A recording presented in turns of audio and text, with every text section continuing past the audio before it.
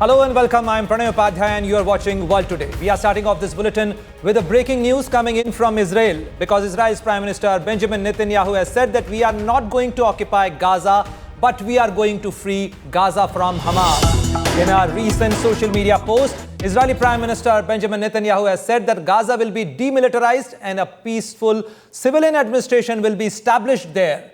One that is not the Palestinian Authority, not Hamas, and not any other terrorist organization. So this is what Israeli Prime Minister Benjamin Netanyahu has said amid all these reports that Israel is going to militarily take over Gaza. So Israeli Prime Minister Benjamin Netanyahu has said that this will help free our hostages and ensure Gaza does not pose a threat to Israel in future. So in a way, Israeli Prime Minister Benjamin Netanyahu has clarified that he is going to ensure that there is a de-Hamasization of Gaza, the kind of resolve he has expressed even at the onset of Israeli military operation against Hamas and Gaza. So once again, Israeli Prime Minister Benjamin Netanyahu has clarified that Israel is going to expand its military operation in Gaza, but not going to occupy Gaza, but would also ensure that there is a Israeli-controlled administration, because Prime Minister Netanyahu has said that Israel will ensure that not PLA, Palestinian Liberation Authority, or Palestinian Authority, or Hamas, or any other terrorist organization would control Gaza. So Israel is going to ensure. This is what Prime Minister Benjamin Netanyahu has said in a social media post just a while ago. So it's a big statement coming in from Israeli Prime Minister Benjamin Netanyahu.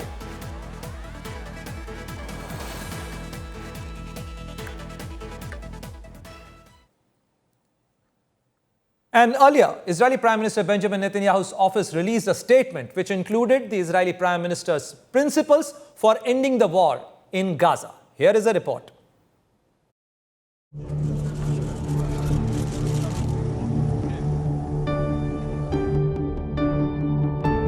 Israeli Prime Minister Benjamin Netanyahu has once again reaffirmed his intention to take full military control of Gaza, despite mounting criticism both at home and abroad over the devastating 2-year-long war in Palestinian enclave. Will Israel take control of all of Gaza? We intend to, in order to assure our security, remove Hamas there, enable the population to be free of Gaza, and to pass it to civilian governance. That is not Hamas and not anyone advocating the destruction of Israel.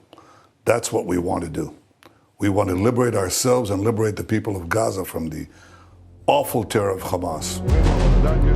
Shortly after the interview, Netanyahu's office released a statement which included the Israeli Prime Minister's principles for ending the war: disarmament of Hamas, return of all hostages, demilitarization, and the formation of an alternative civilian government. But Netanyahu's plan has sparked backlash both internationally and within Israel. Protests erupted in Jerusalem and Tel Aviv, with demonstrators calling for an immediate hostage deal and denouncing the war as politically motivated.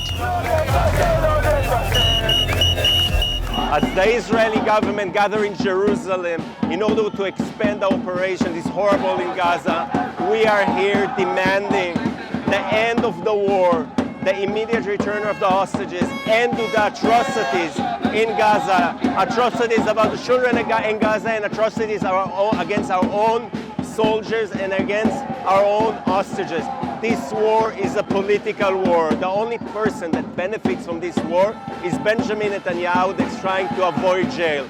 And we, the people of Israel, 85% of us, demand the immediate end of this ridiculous, stupid, brutal war. British Prime Minister Keir Starmer issued a statement calling Israel's move to seize Gaza City wrong, urging the Netanyahu government to reconsider. Similarly, the Dutch Foreign Minister labelled the plan a wrong move. The United Nations has also condemned Israel's intentions. UN Human Rights Chief Volker Turk says the Israeli government's plan for a complete military takeover of the occupied Gaza Strip must be immediately halted. In Gaza, the reaction is one of despair. Palestinians said that there's nothing left to occupy as they continue to endure the relentless war.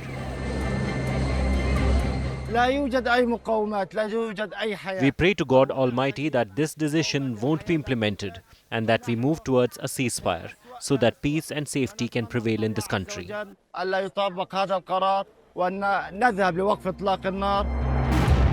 Now, with condemnation from the international community and growing dissent within Israel, the question remains, will Prime Minister Netanyahu stay the course or will he bow to pressure and reconsider his plan?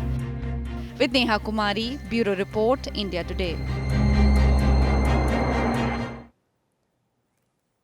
And now moving on to another big development of the day. Prime Minister Narendra Modi had a telephonic conversation today with the President of Russia, Vladimir Putin. President Putin briefed Prime Minister on the latest development concerning Ukrainian front. While thanking President Putin for his detailed assessment, Prime Minister Modi reiterated India's consistent position for a peaceful resolution of the conflict. The two leaders also reviewed the progress in bilateral agenda and reaffirmed their commitment to further deepen the special and privileged strategic partnership between India and Russia. Prime Minister Modi also invited President Putin for his India visit later this year and for a 23rd India-Russia annual summit. And on this big story, I'm being joined by Farida Segatolina, RT correspondent from Moscow. Welcome to World Today, Farida. And my first question to you would be, can you tell us that what President Putin and Prime Minister Modi focused on during their telephonic call on today? Any big takeaway? And when can we expect President Putin visiting India? Yes, well, the phone call just finished a few hours ago between Indian Prime Minister Narendra Modi and Russian President Vladimir Putin. And from what we know, a range of issues were discussed. Narendra Modi thanked President Vladimir Putin for updating him on the latest news from the situation in Ukraine. And also, we heard that Narendra Modi characterized the conversation as a very good and detailed conversation, and even referred to Russian President Vladimir Putin as a friend. Now, the Kremlin did note that the two leaders exchanged views on critical bilateral matters, including cooperation in trade, investment, and the economy. Now, it's also interesting to note that just yesterday, India's National Security Advisor Ajit Doval was also in Moscow and had a meeting with Russian Security Council Chief Sergei Shoigu. And during that meeting, Sergei Shoigu noted that Russia and India are linked by strong, trusting, time-tested bonds of friendship, emphasizing that relations with India are of paramount importance to Moscow. Now, in terms of Russian President Vladimir Putin's visit to India, Ajit Doval did say yesterday that the dates are nearly finalized, and he hinted that it could be towards the end of the year. Okay, so towards the end of the year, because India and Russia share a established arrangement of having an annual summit every year. But Farida, the phone call happened at a time when President Donald Trump and his deadline about Russia-Ukraine conflict ceasefire is also coming to close today, and Kremlin's announcement regarding a direct meeting between US President Donald Trump and Russian President Vladimir Putin. President Putin also briefed Prime Minister Modi about Ukraine situation. So, is Russia ready for a ceasefire deal with Ukraine? What are you picking up from Moscow? Well, Russia has consistently stated its preference for a peaceful resolution to the Ukrainian conflict. However, Russia has also consistently noted that in order for the conflict to have a peaceful resolution, the key root causes of it must be addressed, including the long-standing security concerns that Russia has. And they were even mentioned right before the escalation happened in Ukraine. So since May, there have been mediation talks with Kyiv. And during then, there's been a few rounds of prisoner exchanges as well. And in terms of the meeting with Steve Witkoff on Wednesday, there were no details that were disclosed. However, Washington did come out with a statement saying that progress has been made and the meeting went better than expected, although no specifics were provided. As for the summit between Russia and the US, Kremlin aide Ushakov did note that it could happen as soon as next week. And Russian President Vladimir Putin did suggest the United Arab Emirates as a potential location for the summit. Thank you very much, Farida, for all these details and putting this big development into context. Thank you very much. Thank you. And now moving on to another big story, which is having all these three common actors, US, India and Russia. As US slaps additional tariffs on India for buying Russian oil, possible meeting between US President Donald Trump and his Russian counterpart, Vladimir Putin, is on the cards. As Farida was also sharing the details that UAE could be a potential place of meeting between these two leaders. A meeting is likely to be scheduled next week as Kremlin aide confirms of an acceptable deal offered by the United States. A suitable venue for this big meeting is being arranged. With Donald Trump's deadline for Russia to seal a deal regarding war with Ukraine ends on August 8th, what sanctions would likely to be imposed by the US is unclear. However, Trump has left it to the Russian president's discretion to act accordingly. Deadline still standing for Vladimir Putin to agree to a ceasefire tomorrow, or is that fluid now? It's going to be up to him. We're going to see what he has to say. It's going to be up to him. Very disappointed, yeah. Earlier, US President had proposed a trilateral meet involving Trump, Putin and Zelensky. But later he said it was not a necessary ground for him to meet the Russian president. Putin have to meet with Zelensky in order and before you and Putin have to meet? Or you hope? No, I don't know. I didn't hear For him. you to meet with him, he doesn't have to agree to meet with Zelensky. Is that what you're saying? No, he doesn't. No. Meanwhile, Kremlin is making preparations for a possible meet between Trump and Putin next week. An acceptable deal has also been offered to Moscow. There was an offer made by the Americans that we consider quite acceptable. That is it. What will be the venue? For now, I cannot say this, although the venue has been basically determined. Meeting will be held next week? Yes, approximately next week. We are going to work towards it now. Putin has spoken to Chinese President Xi Jinping over the phone, informing him about the latest on Ukraine and talks with the US. He has also appreciated the constructive role that China has played for the political settlement of the crisis. As a potential meet between the two world leaders is creating ripples across the globe with the hope that the war will end soon, Russia continues to pound Ukraine. Firefighters in Kharkiv extinguished a blaze caused by a Russian drone strike on an office building. Emergency services published video footage showing firefighters putting out flames at the site. With Mahashweta Lala, Bureau Report, India Today. As India mulls over how to counter the additional tariffs that will go into effect from August 27, US now says the tariff rate increase on India is a pure national security issue. Days before, US President Donald Trump attributed the additional tariffs on India's purchase of Russian oil. The Trump administration has been consistently changing the statements regarding the decision to impose additional tariffs on India. China, meanwhile, is not on the fresh tariff list. There are clear signs of duplicity when it comes to US handling of China and India doing business with Russia. The Trump administration is busy looking for reasons to back its fresh tariff rate imposed on India. From Trump accusing India of not caring about the number of Ukrainians killed by the Russian war machine and thereby buying oil from Russia, to trade advisor Peter Navarro calling it a pure national security issue. Terming India as Maharaja of tariffs, Navarro said America imports goods from India and then the dollars sent to India are being used to buy Russian oil. Let's talk first about the India tariffs, which went up to 50% today. It's important to understand that the rationale for the India tariffs are very different from the reciprocal tariffs. This was a pure national security issue associated with India's abject refusal to stop buying Russia oil. And the math of this, every American needs to understand because it's related to the trade situation. You start with the fact that India is the Maharaja of tariffs. It's the highest tariffs in the world, charging on American products. and it's got high non-tariff barriers, so we can't get our products in. So we send a lot of dollars overseas to India to buy their products in an unfair trade environment. India then uses American dollars to buy Russian oil.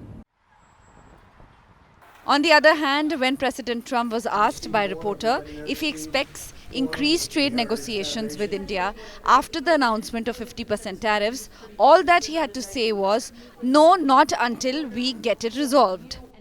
To follow up on the India tariffs, do you expect increased trade negotiations, since you've announced the 50% tariff? No, not until we get it resolved. If going by Trump's rationale, India faces additional tariffs because of its purchase of oil from Russia. So from Trump's remark, we decipher that the matter gets resolved once India stops buying Russian oil. Whereas India faces 50% tariffs for doing business with Russia. China, which is US' biggest competitor and one of Russia's strongest ally and business partners, has been spared. When Navarro was asked why China not meted the same treatment, this is what he had to say. As the boss says, let's see what happens. Keep in mind that we have over 50% tariffs on China already. Okay. Right, but you could we go have, but they've been punished for buying we, Russian we oil. have India's we been have punished for over 50% tariffs But on not because China, so we don't buying want to get Russian to a oil. point where we actually hurt ourselves. Okay, But so do you that see why people would that be question, confused by that? and I think I've given a really good answer to that. In fact, China does not even find itself mentioned on the new tariff list. Trump, who had earlier attacked China and promised to levy high tariffs, is now negotiating with them. In fact, when asked why he has singled out India for doing business with Russia, while China continues to also do the same, President Trump said more secondary sanctions were coming.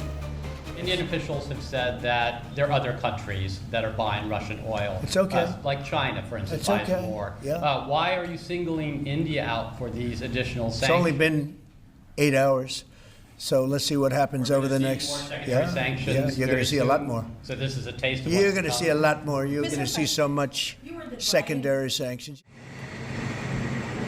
Again, when Trump was asked during an interaction with reporters that when India is being criticized for buying Russian oil, US imports Russian uranium, chemicals and fertilizers. This is what the President of the United States had to say. India says that the US imports Russian uranium, chemicals, fertilizers, while criticizing their energy imports. Your response to that, sir? I don't know anything about it. I'd have to check, but we'll get back to you on that. Yeah, please. So why this duplicity? And how is India's buying of Russian oil becomes a matter of national security? This is what Trump has now got to answer. With Mahashweta Lala, Bureau Report, India Today.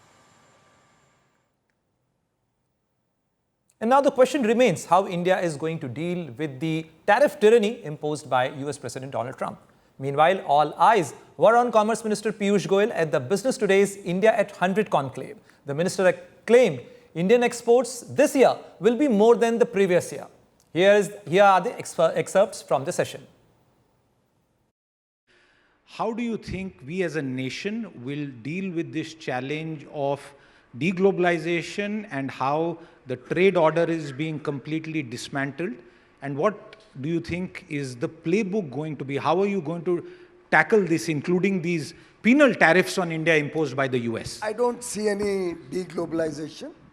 I see countries restructuring their trade routes and their trade partners.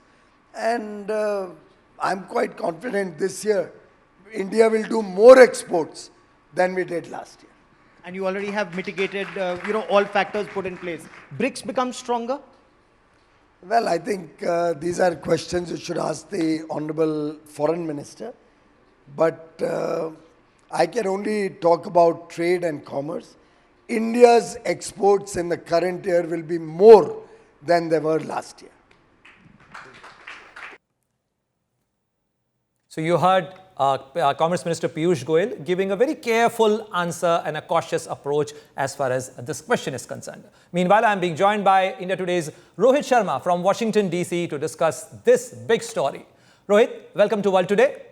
And My first question to you would be that with US President Donald Trump indicating on a halt of further talks until so-called dispute is resolved, what are the prospects of upcoming sixth round of negotiation in late August, and how might Prime Minister Narendra Modi's stance on protecting India's farmer influence the outcome?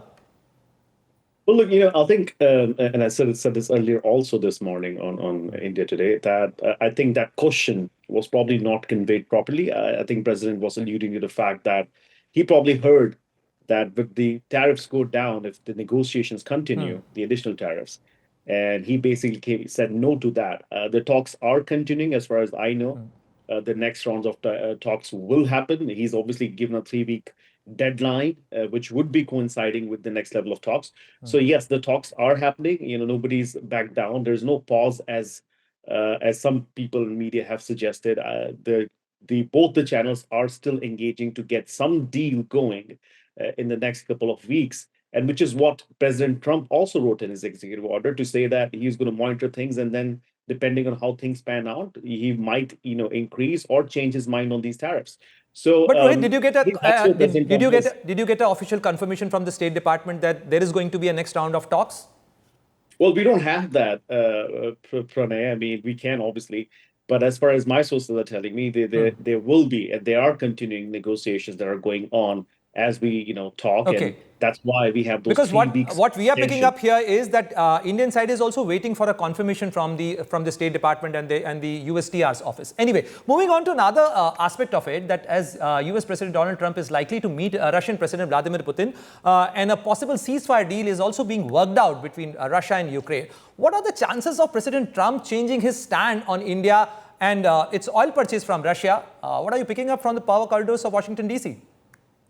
Look, a lot of people are looking at that and hopeful that if there is a ceasefire and the war could be stopped, automatically those 25% additional tariffs could become a history essentially, and that India would not have to pay that, and they could possibly go back to 25% tariff and then negotiate from that perspective. But look, Pranay, we've seen this.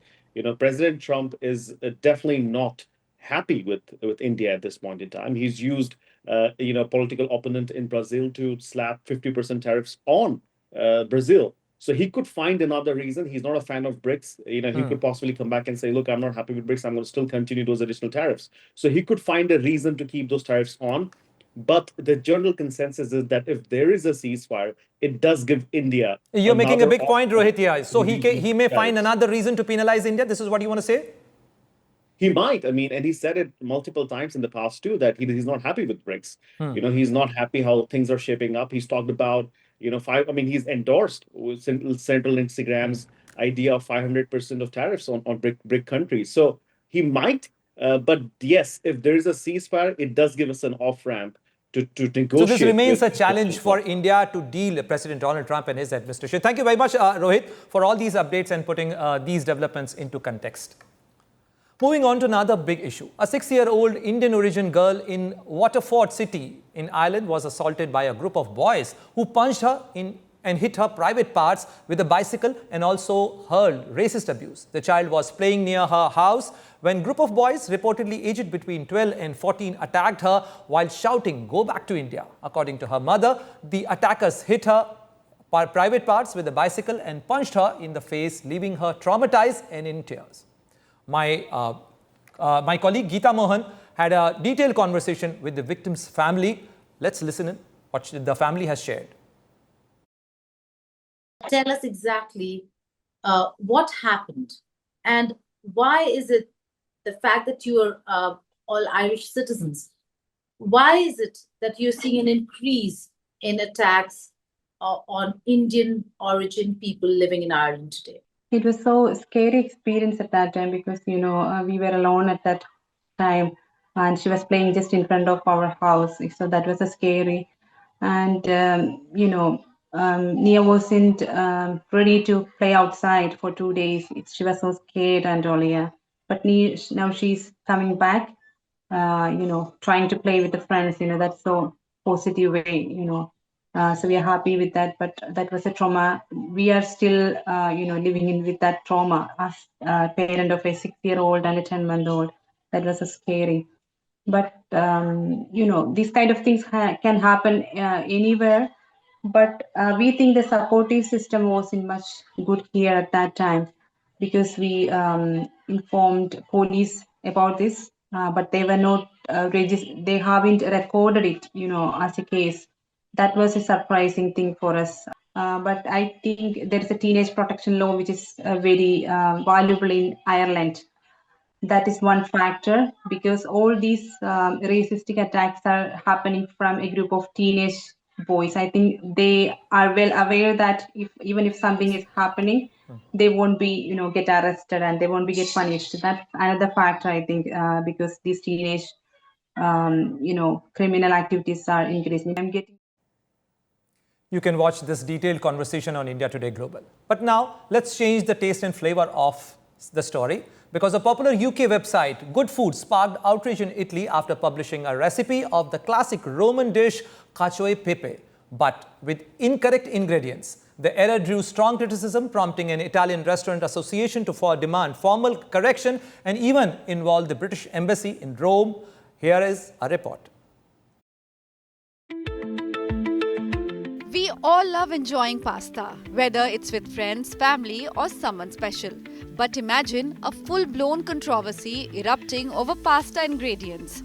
That is exactly what has happened after one of the United Kingdom's most popular food websites stirred up debate with its version of a classic pasta dish. Italians were outraged after the popular UK-based Good Food website published a recipe for the traditional Roman dish cacio e pepe, but with the wrong ingredients and a casual tone that made it seem like just another quick meal. The recipe suggested using 4 simple ingredients: spaghetti, black pepper, parmesan and butter. But Italians insist the authentic version includes only 3 elements: tonarelli pasta, black pepper and pecorino romano cheese, no butter and definitely no parmesan. An Italian restaurant association has formally demanded a correction to safeguard the authenticity of this iconic dish. They have even raised the issue with the British Embassy in Rome. Interestingly, the recipe has been online for months, and although a few readers had pointed out the butter mistake, it is only now that it seems to have drawn real attention. With Neha Kumari, Bureau Report, India Today.